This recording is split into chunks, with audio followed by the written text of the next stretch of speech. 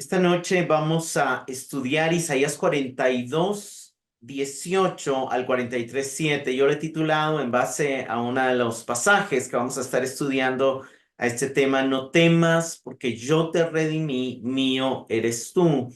Como un breve repaso, a partir del capítulo 40, Dios da la orden de consuelo para que su pueblo sea consolado, y sigue de alguna manera construyendo y explicando sobre ese consuelo que Dios quiere que el pueblo reciba. De alguna manera vamos a encontrar muchos no temas. En el pasaje de hoy vamos a ver dos, y de alguna manera ahí vemos a Dios consolándonos y ayudándonos desde su voz a ser libres del temor y a comprender de alguna manera las situaciones que estamos viviendo. Hay tres voces que dan consuelo. Dios nos recuerda quién Él es para consolarnos, nos muestra que Él es el creador, que Él da fuerza al cansado, que Él controla la historia. Nos llama a no temer porque somos su pueblo, porque nos da la victoria, porque nos ha transformado y porque Él saciará y suplirá las necesidades cuando estemos en necesidad. Pero no solamente hay un consuelo para el pueblo, que en este caso, pues obviamente el pueblo del Antiguo Testamento era el pueblo de Israel. El pueblo del Nuevo Testamento es la iglesia de Cristo, y de alguna manera tenemos que entender esa conexión teológica. Pero también hay un consuelo para los que todavía no son pueblo de Dios. En el caso histórico, los gentiles. Hoy estamos hablando de todos los que no lo han conocido, y el consuelo es que solo Dios es Dios, y Él va a traer justicia a través de Cristo a las naciones, y de alguna manera todos los que Isaías logren creer en 43, Él 4. se regocijarán en la victoria del Señor. Seguimos a partir de hoy. Vamos a enfocarnos a partir de Isaías 42, del 18 al 19. El pasaje empieza con un llamado a ver y a oír, y de alguna manera con una pregunta: ¿quién es ciego y quién es sordo? Leamos aquí Isaías 42, 18 y 19. Sordos, oigan; ciegos, miren y vean. ¿Quién es ciego sino mi siervo?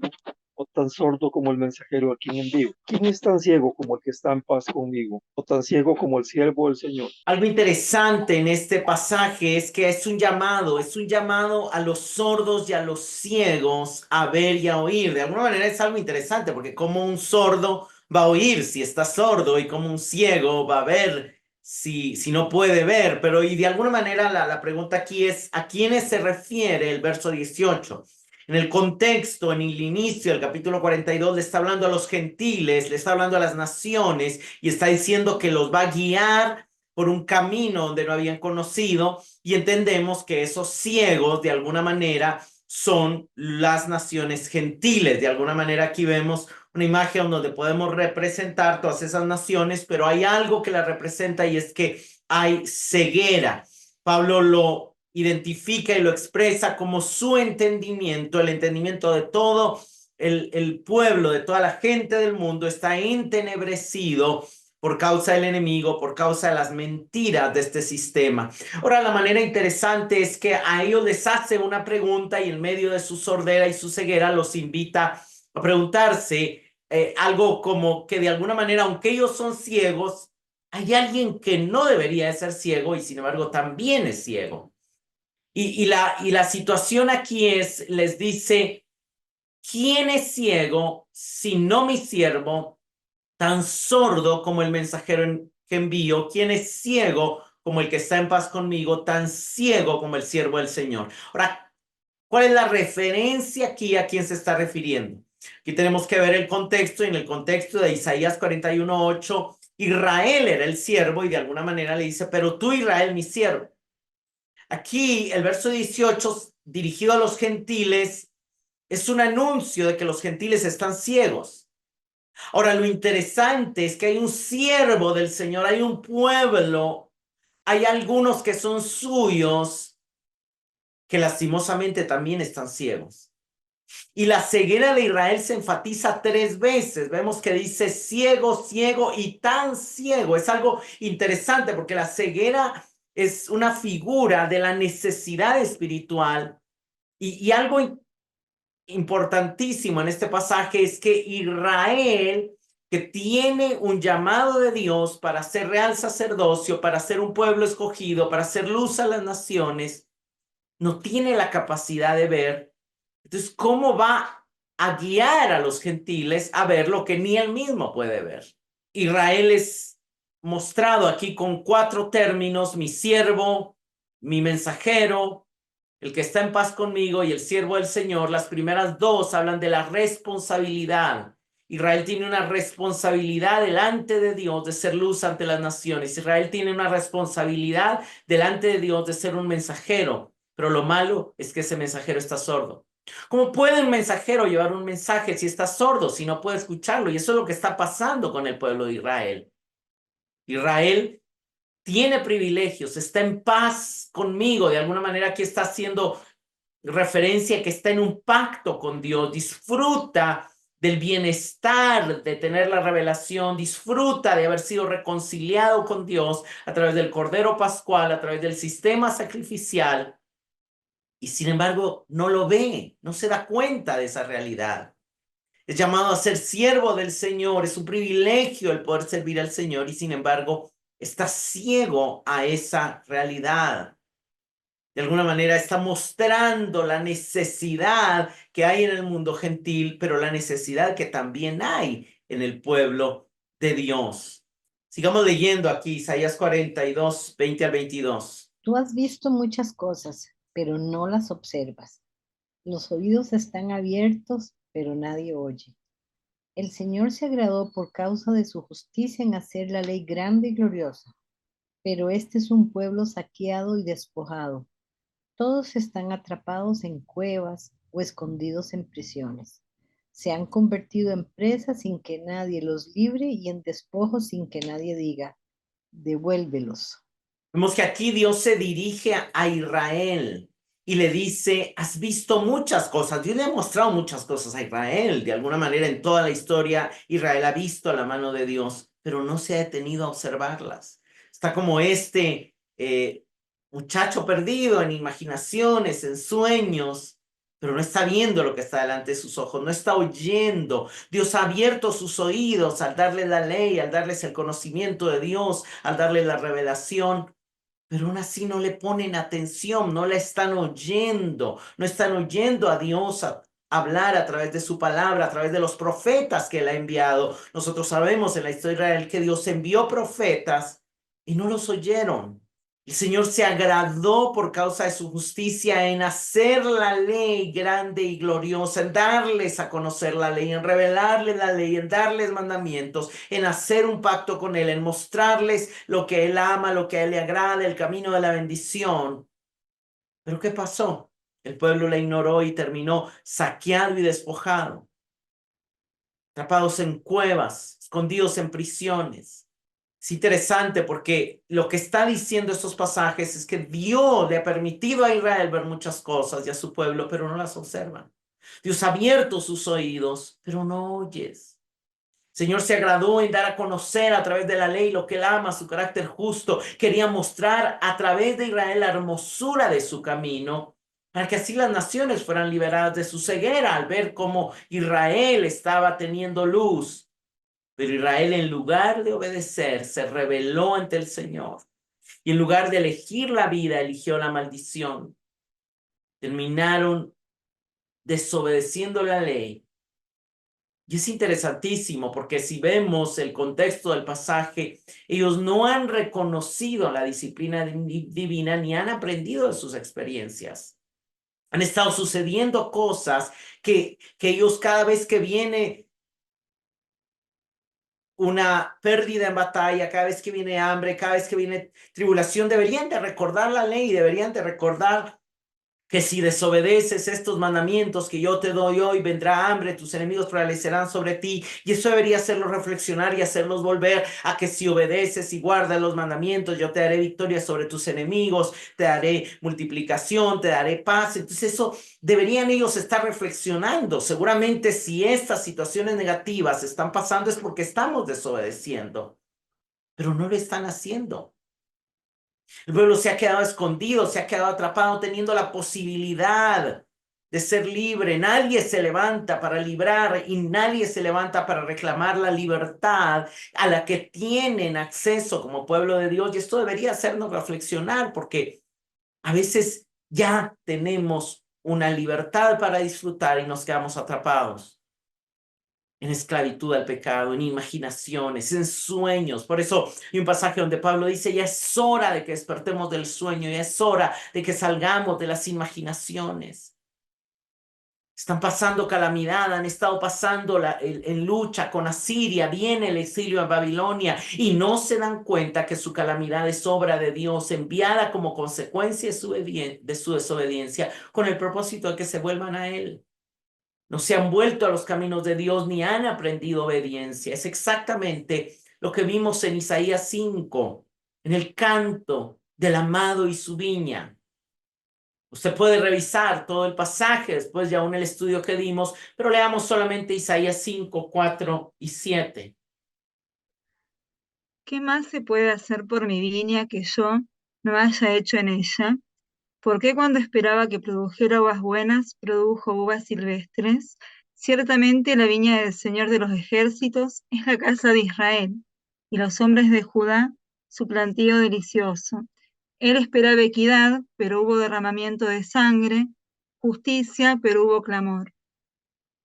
El canto del amado y la viña cuenta la historia de cómo Dios cómo Dios o cómo el amado planta una viña y le prepara el terreno, quita las piedras, la abona, pone de las mejores semillas y es una imagen de todo lo que Dios hizo con Israel. Los sacó de Egipto, les abrió el mar, les dio la tierra prometida, les levantó jueces, les levantó profetas, les levantó sacerdotes, les levantó reyes, les dio la ley.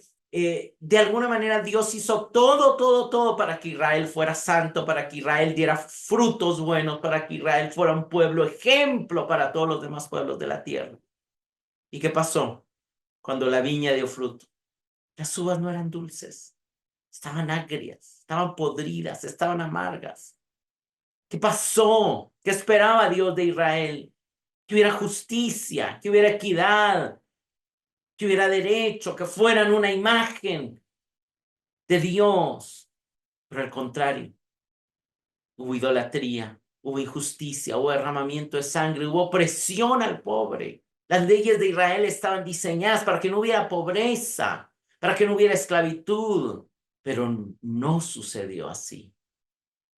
Es lamentable ver que Israel, el que es llamado a ser siervo del Señor y hacer luz a las naciones, está ciego.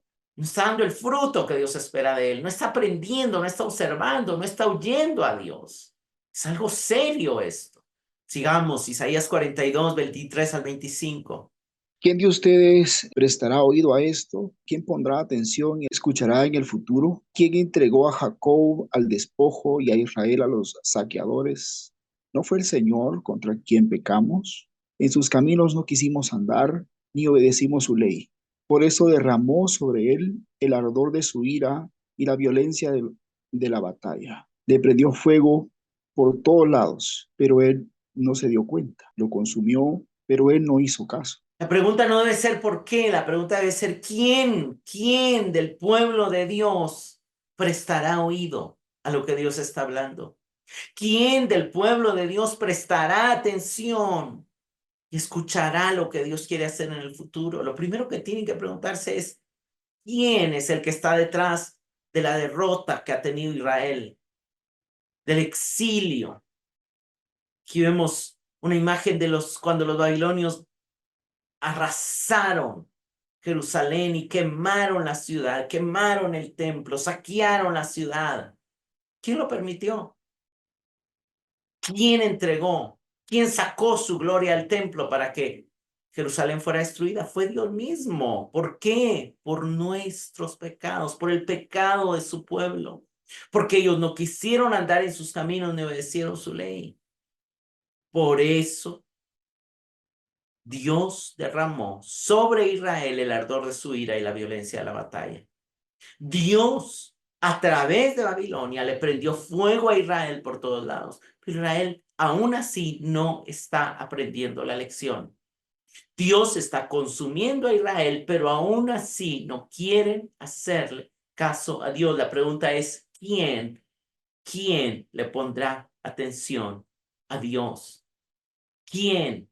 No por qué. La pregunta es, ¿quién? Hermanos, en estos pasajes vemos que es evidente la falta de voluntad de Israel para ver al Señor como el agente de los acontecimientos y para ver su pecado como la causa del exilio. No han querido reconocer la ira divina. El punto de este pasaje es mostrar cuán incapaz es Israel para ser el siervo del Señor, a quien Él llama para hacer luz a las naciones y para traer justicia a la tierra. Sin embargo, ¿cómo esto encaja en la orden de Dios de consolar, de que su pueblo sea consolado? Y el punto es que no puede haber consuelo si primero no hay una reflexión de la realidad de la situación que está atravesando el pueblo.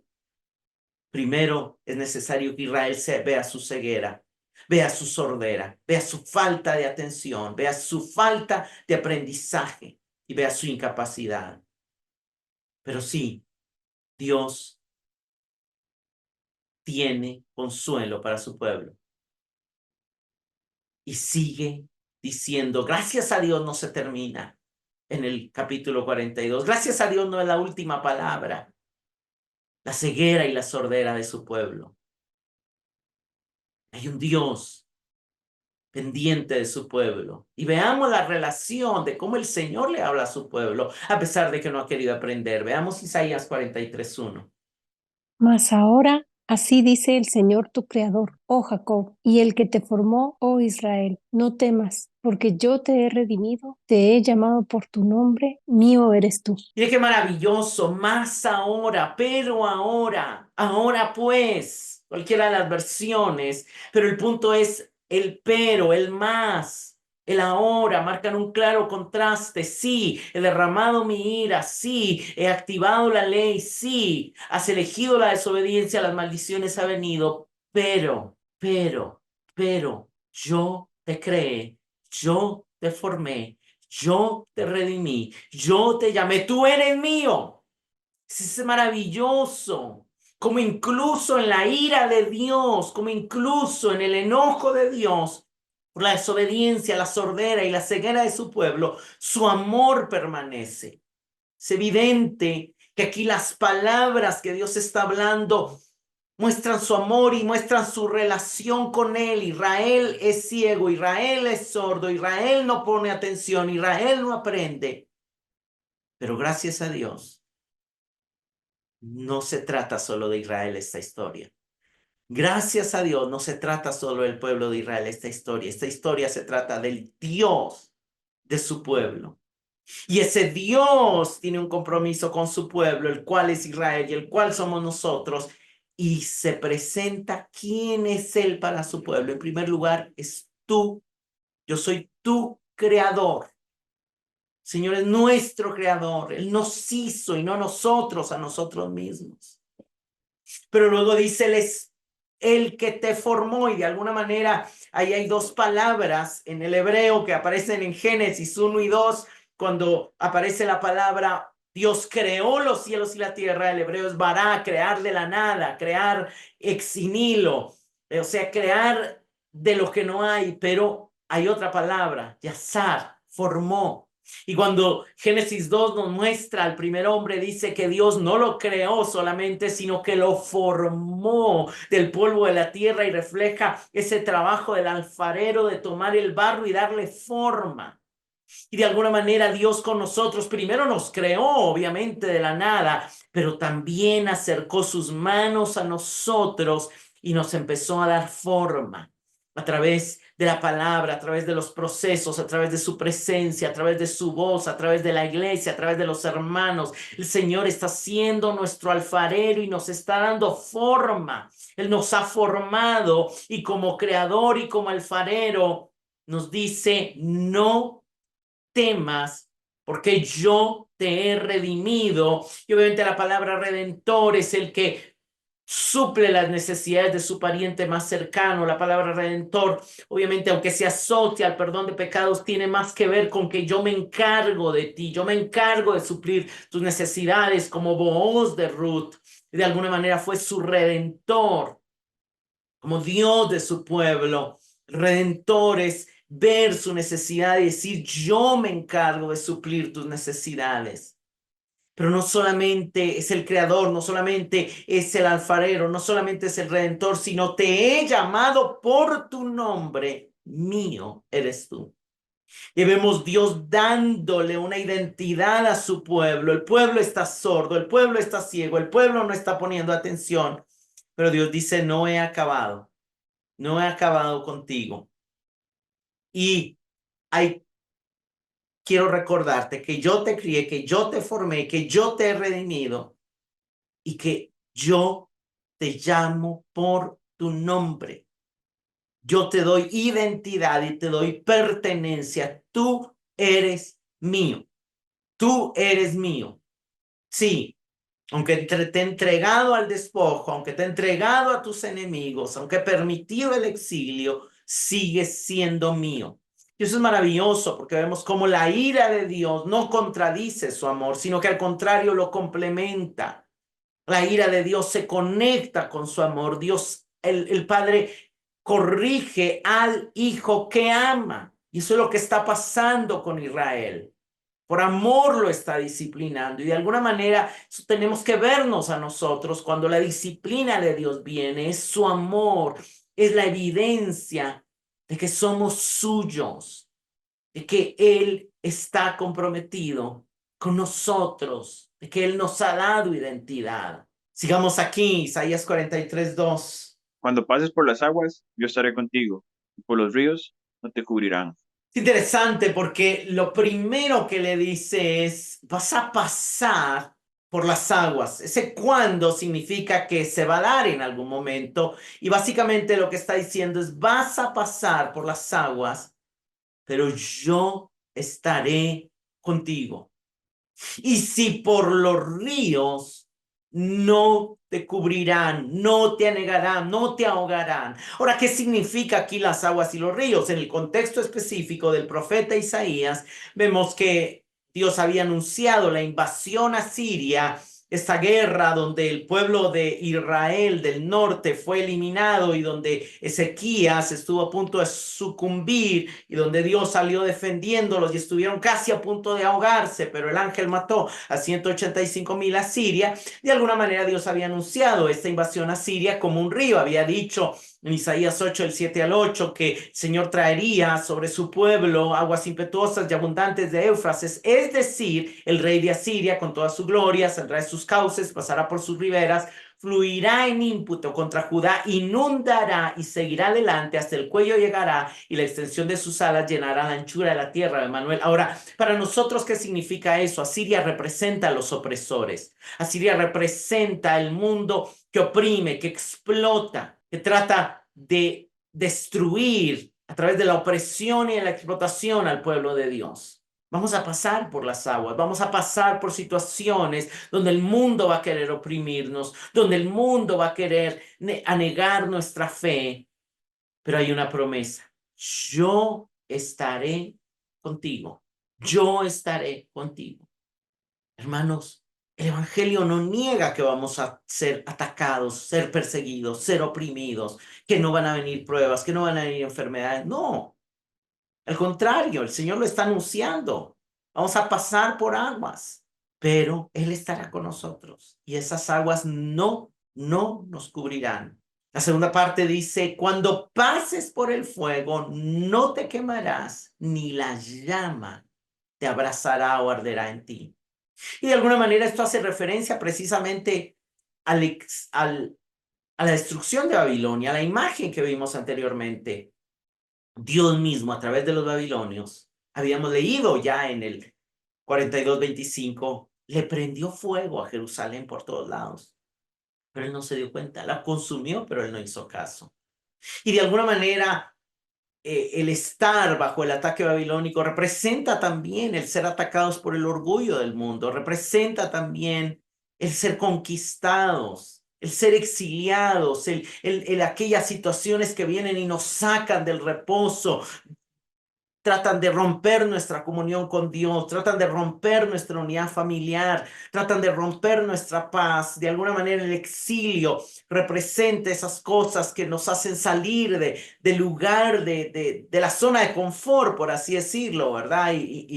Y obviamente es importante salir de una zona de confort para aprendizaje, pero de alguna manera nos tratan de sacar del reposo espiritual, y eso es lo que Babilonia ahí hace con Jerusalén, pero Dios lo está permitiendo, pero Dios mismo quiere que sepamos que aunque pasemos por el fuego, vamos a pasar por el fuego, van a haber cosas que Dios va a permitir, que nos van a sacar de nuestra zona de confort, que nos van a sacar de nuestro hogar, que nos van a sacar de nuestro lugar original.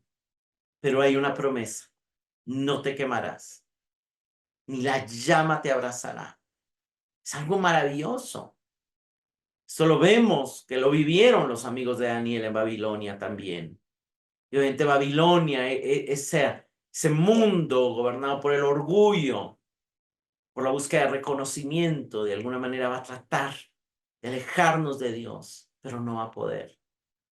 ¿Por qué? Dios sigue explicando por qué. Veamos aquí Isaías 43:3.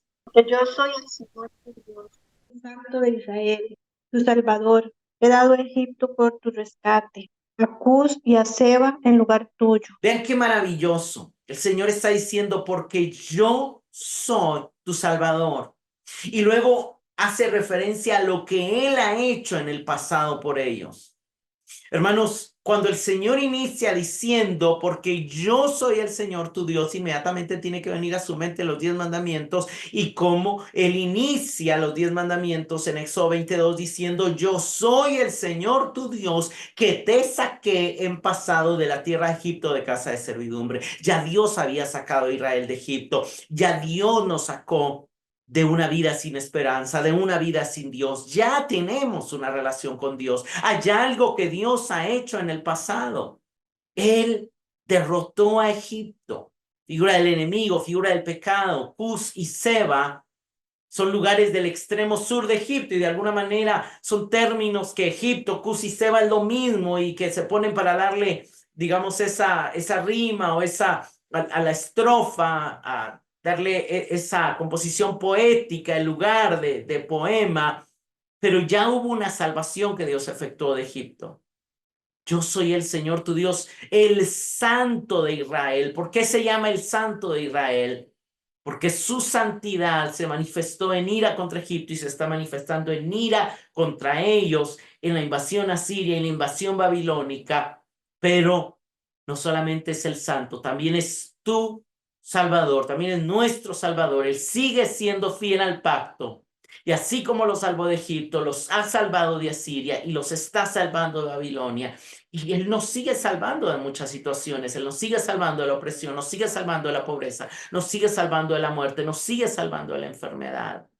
Es interesante porque en el pasaje vemos lo que el Señor es. Él es nuestro Dios, Él es el Santo, Él es nuestro Salvador. Y lo que Él ha hecho, lo que Él ha hecho es derrotar el pecado, la muerte, el mundo. Egipto, Cus y Seba, representantes de eso. Es interesante porque dice: por tu rescate y en lugar tuyo. En lugar tuyo son las palabras que expresan la relación sustitutiva entre la ofrenda y la persona. Morirá un cordero en tu lugar. Ofrecer un cordero en tu rescate también hace referencia a ese sistema sacrificial, y de alguna manera hace referencia, en el caso nuestro, a la ofrenda de Cristo que Dios dio para rescatarnos.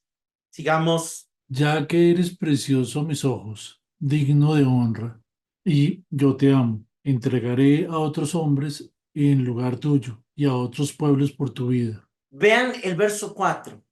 El Señor sigue hablando a su pueblo, mostrándole cuánto lo ama. O sea, esto no niega de que le ha dicho que es sordo, esto no niega de que le ha dicho que es ciego, esto no niega de que le ha dicho que no presta atención. Y es interesante porque un padre puede ver a su hijo ser rebelde, puede ver a su hijo comportarse mal, pero eso no niega que lo ama. Y es la palabra de Dios. El Señor le muestra, le habla a su pueblo, de alguna manera a nosotros, y le dice, eres precioso a mis ojos. Y le habla, en el verso anterior vimos lo que ya él ha hecho en el pasado, pero en este verso le dice, en el futuro yo voy a volver a salvarte. De alguna manera es hermoso ver cómo a pesar de su pecado son amados. Eres precioso a mis ojos, hermanos. No importa que a veces actuemos como sordos, como ciegos, como desobedientes. El Señor, para Él somos preciosos. ¿Por qué? Por lo justos, por lo bueno. No. Recordemos por qué Dios amó a Israel. Deuteronomio 7, 7 y 8, el Señor le dice a Israel, el Señor no puso su amor en ustedes, ni los escogió por ser ustedes más numerosos que otro pueblo, porque eran el más pequeño de todos los pueblos. Cambiémoslo a nosotros, el Señor no nos puso porque éramos mejores que otros seres humanos, no éramos peores, éramos lo vil y lo menospreciado. ¿Por qué entonces el Señor amó a Israel? Dice, pero porque el Señor los amó. Como quien dice, los amó, porque los quiso amar, punto. Y guardó el juramento que hizo a sus padres. El Señor los sacó con mano fuerte y los redimió de casa de servidumbre de la mano de Faraón, rey de Egipto. Hermanos, ¿por qué el Señor te amó a ti y por qué me amó a mí? Simple y sencillamente porque Él quiso amarnos. Y porque quiso amarnos, nos sacó de la esclavitud del pecado y nos dio salvación en Cristo. Pero no fue por buenos, no fue por justos, no fue por nobles, no fue por nada de lo que podamos jactarnos. Somos salvos por gracia. Ahora es interesante porque le dice luego digno de honra. No solamente somos preciosos a sus ojos, porque somos preciosos a sus ojos, no porque seamos preciosos en sí mismo, sino porque Él nos vio y el hecho de que Él nos haya visto, de que el hecho de que Él haya fijado sus ojos en nosotros nos hace ya preciosos. Lo que Dios ve es precioso, no por serlo, sino porque Dios lo está viendo. Dios está poniendo, desde el momento en que Dios pone sus ojos en ti, te conviertes en precioso o en preciosa. Pero no porque ya lo seas, sino porque Él pone su mirada en ti. Digno de honra, ¿por qué? Hermanos, nuestra dignidad no está en nada que nosotros tengamos inherentemente. La dignidad de Israel y la dignidad de nosotros como pueblo de Dios está en que Él nos llama suyos. Él dice, te amo. Y eso ya Él nos está atribuyendo dignidad. No la tenemos sin que Él no la dé. Digno de honra. ¿Por qué digno de honra? ¿Por qué alguien es digno de honra? Solamente porque el Señor lo amó. Y eso lo hace digno de honra. Y este es hermoso. Y yo te amo.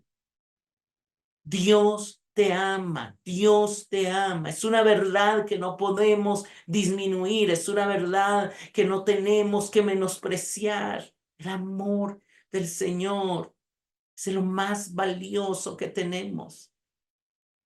Y por ese amor el Señor dice, sí, ya entregué a Israel. Y luego dice, entregaré a otros hombres en lugar tuyo, a otros pueblos por tu vida. Y el mensaje es, estoy dispuesto a dar todo, por redimirte, por salvarte, por quitarte tu sordera y tu ceguera. Y aquí pareciera que lo que va a hacer es, algunos lo entienden mal y quizá lo entendieron mal en el tiempo de Isaías y dice, sí, de plano Dios va a destruir Babilonia y de plano Dios va a destruir. No era el imperio romano, no era eso. Más adelante en Isaías se aclarará que lo que Él está dispuesto a entregar es a su propio Hijo. El Nuevo Testamento nos va a decir, de tal manera amó Dios al mundo, que entregó lo único que realmente podía redimirnos, su unigénito. El Nuevo Testamento nos va a decir que de tal manera nos amó, que Cristo murió por nosotros, aun cuando éramos pecadores, en Romanos 5:8. Hermanos, esto debe impactar nuestra vida. Isaías 43, 5 y 6. No temas, porque yo estoy contigo. Del oriente traeré tu descendencia y del occidente te reuniré. Diré al norte, entrégalos, y al sur, no los retengas.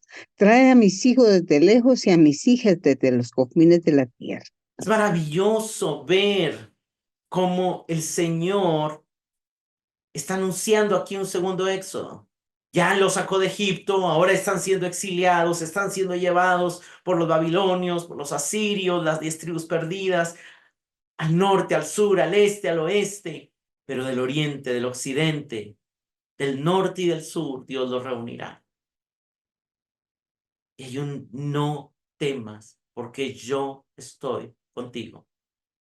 Yo te volveré a reunir.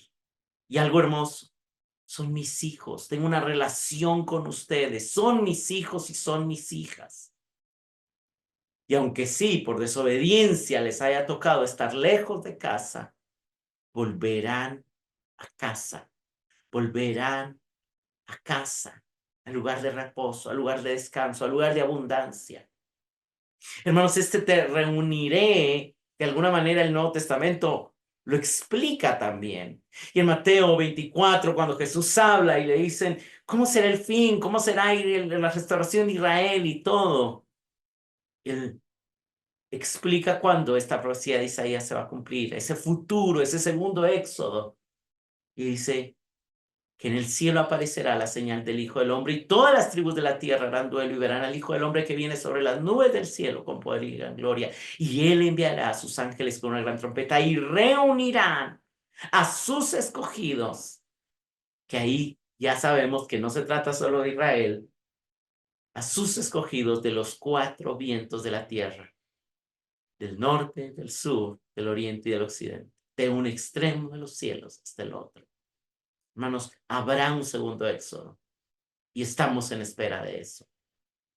Hay muchos pasajes que anuncian este segundo éxodo en los profetas. Jeremías 23:23 también dice, yo mismo reuniré el remanente de mis ovejas de todas las tierras a donde las he echado y las haré volver a sus pastos y crecerán y se multiplicarán. Ahora Israel creía de que solo el pueblo de Israel eran las ovejas de Dios, pero Jesús habla con sus discípulos y les dice, yo tengo otras ovejas que no son de este redil, a los cuales también traeré, y hablando de nosotros, los gentiles, que también somos sus ovejas.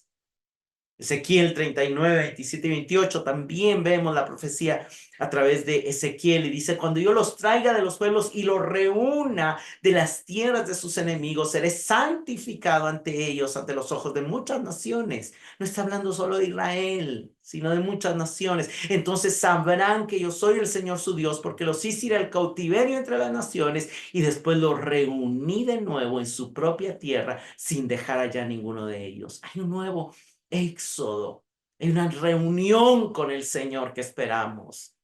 Pablo la anuncia también y en 1 Tesalonicenses 4:17 nos dice, nosotros los que estemos vivos y que permanezcamos seremos arrebatados juntamente con los muertos en Cristo, que resucitarán primeros, y nos reuniremos en las nubes, nos encontraremos con el Señor en el aire. ¿Para qué?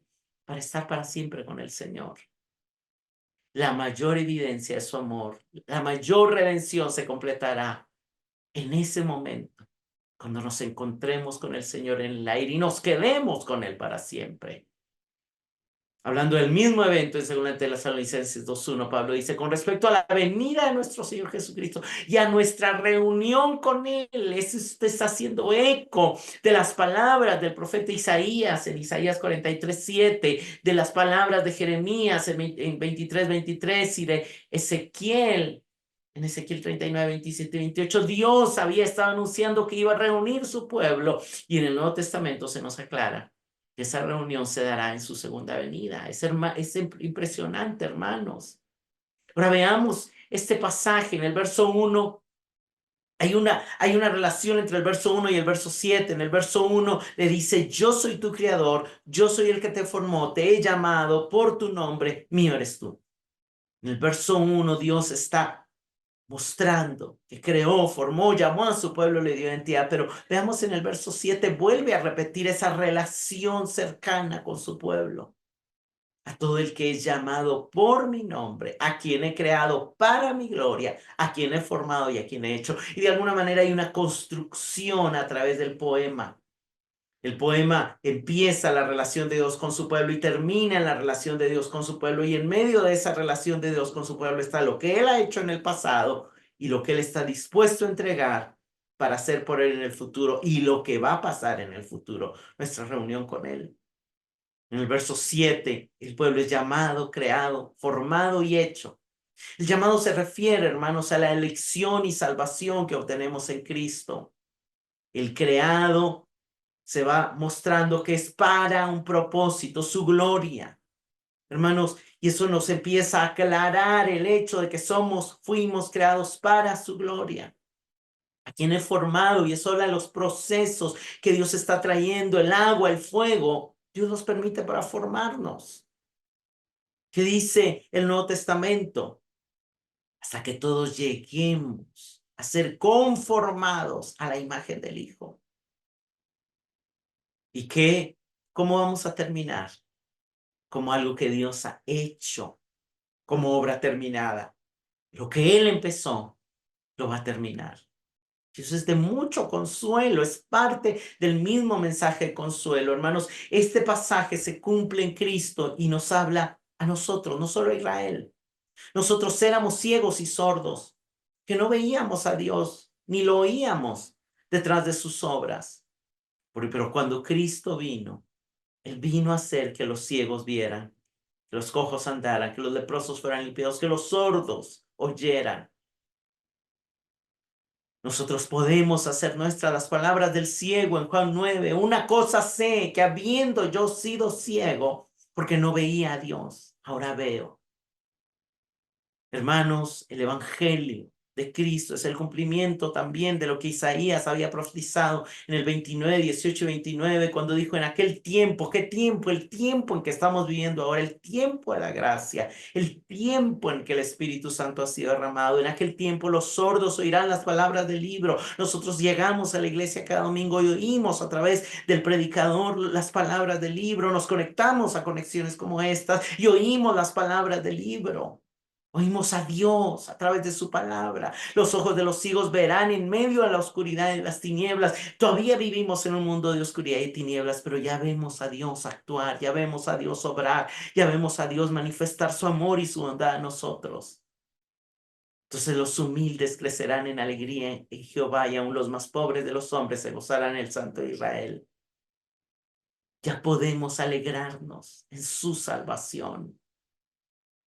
Hermanos, el Señor nos creó y nos redimió en Cristo. En el 43:1 vemos que decía, yo te he redimido, yo te creé. ¿Y qué nos dice Pablo en Efesios 2:10 acerca de la nueva creación? Dice, somos hechura suya. No está hablando de toda la humanidad, está hablando de los que por gracia fuimos salvos. Fuimos creados en Cristo Jesús. No está hablando del día que nacimos del vientre de nuestra madre, ni en que Dios creó nuestra vida. Está hablando del nuevo nacimiento. A través del que nacimos de nuevo, Dios creó algo nuevo. Fuimos pasados a ser una nueva creación, ya no en Adán, sino en Cristo Jesús, para buenas obras, obras que Dios preparó de antemano para que anduviéramos en ellas. Nos redimió. Tito 2:13 y 14 nos dice que hoy vivimos aguardando la esperanza bienaventurada y la manifestación gloriosa de nuestro gran Dios y Salvador Jesucristo. Anhelamos ese segundo éxodo en el que nos reunimos con Él, pero estamos conscientes que ya Él se dio a sí mismo por nosotros para redimirnos de toda iniquidad y purificarnos para sí como un pueblo propio. Ahí oímos ese eco de mío eres tú, hermanos, somos un pueblo propio, propiedad de Dios somos. Y por eso debemos de ser celosos de buenas obras.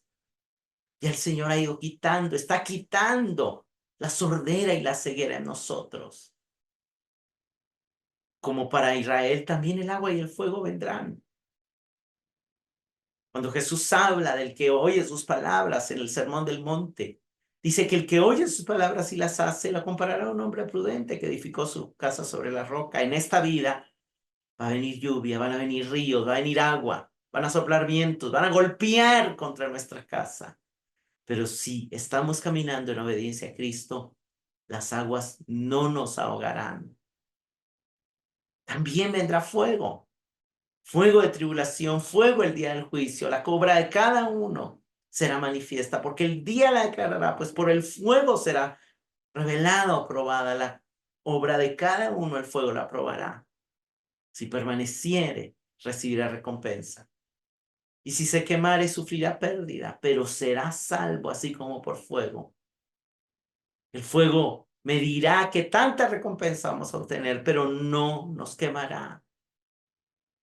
Hermanos, en el pasado Dios nos ha salvado, pero también en el futuro Dios nos glorificará. Y vemos eso en varios pasajes. Efesios 2, del 4 al 7, que habla de la obra de Cristo, nos muestra que en el pasado Dios nos amó, al igual que Israel. No solo está hablando de Israel, está hablando de nosotros. En estando muertos en nuestros delitos y pecados, nos dio vida juntamente con Cristo. Por gracia somos salvos. Con Él nos resucitó, nos hizo sentar en los lugares celestiales, pero ahí no se acaba la obra de Dios. La obra de Dios tiene un futuro también. Él va a mostrar en los siglos venideros las abundantes riquezas de su gracia y su bondad para con nosotros, la iglesia en Cristo Jesús. Hermanos, es hermoso porque sabemos que nuestra ciudadanía está en los cielos, porque ya fuimos sellados, ya fuimos salvos, ya fuimos hechos hijos. Y de ahí esperamos a nuestro Salvador, el Señor Jesucristo. Él ya nos salvó, pasado, pero en el futuro transformará el cuerpo de la humillación nuestra para que sea semejante al cuerpo de la gloria suya, por el poder por el cual sujetará a sí mismo todas las cosas. Y algo importante es entender con qué objetivo Él nos creó, con qué objetivo Él nos salvó, con qué objetivo Él nos hizo nueva creación también. A Israel le decía en el 7, los he creado para mi gloria. Y en Efesios nos dice que nos predestinó para adoptarnos como hijos suyos mediante Cristo, conforme a la buena intención de su voluntad. ¿Para qué? Para la alabanza de la gloria de su gracia, que gratuitamente ha impartido sobre nosotros en el amado. Claramente el fin de Dios es que nosotros, que hemos esperado en Cristo, seamos para la alabanza de su gloria. Vemos cómo el Nuevo Testamento aclara y explica este pasaje de Isaías 43. Y terminemos con dos razones que vemos en Isaías para no temer. El verso 1 dice claramente, no temas, porque yo te he redimido. Te he llamado por tu nombre, mío eres tú. Hermanos, la primera razón por la que no debemos darle lugar al temor en nuestra vida es porque ya Cristo murió por nosotros, es porque ya hemos sido redimidos, es porque ya somos suyos, ya somos propiedad de Él. Y Él tiene cuidado de nosotros. Pero en el verso 5 vuelve a decir, no temas, que yo estoy contigo. Y yo te reuniré. Y la segunda razón para nosotros por la que no tenemos que temer es porque hoy Él está con nosotros, pero en su segunda venida nos reunirá con Él y estaremos con Él para siempre. Esa es nuestra esperanza. Como preguntas de reflexión, ¿te das cuenta cuán ciegos y sordos somos a veces para ver y oír al Señor? Somos igual que Israel, no somos diferentes. A veces Él está acorralándonos, a veces Él está permitiendo situaciones para que reflexionemos, para que veamos nuestro pecado, para que nos volvamos a Él, para que retomemos las cosas que hemos descuidado. Y no nos damos cuenta. Lo atribuimos a la casualidad, al enemigo, al mundo, aquí, allá. Y no reflexionamos, no ponemos atención al hecho de que Dios está intentando hablarnos. Hermanos, ¿no te impresiona ver cómo nuestros pecados, nuestra insensatez no afectan ni disminuye el amor de Dios por nosotros? Sí, a veces somos ciegos, a veces somos sordos, a veces no ponemos atención, pero Él sigue amándonos. No nos ama más cuando nos portamos bien y nos ama menos cuando nos portamos mal. Nos ama porque nos ama. Y su amor no depende de nuestro comportamiento, ni de nuestra inteligencia, ni de nuestra atención. Él nos ama. Pero eso sí, obviamente, si le damos la espalda, no nos damos cuenta ni disfrutamos tanto de su amor, pero si nos acercamos a Él, su amor se hace más perceptible para nosotros. Por otro lado, te llena, te da gozo en meditar lo que el Señor ya ha hecho por ti. Ya te redimió, ya te hizo nueva creación, ya preparó buenas obras para que anduvieras en ella, ya te inscribió como ciudadano del cielo.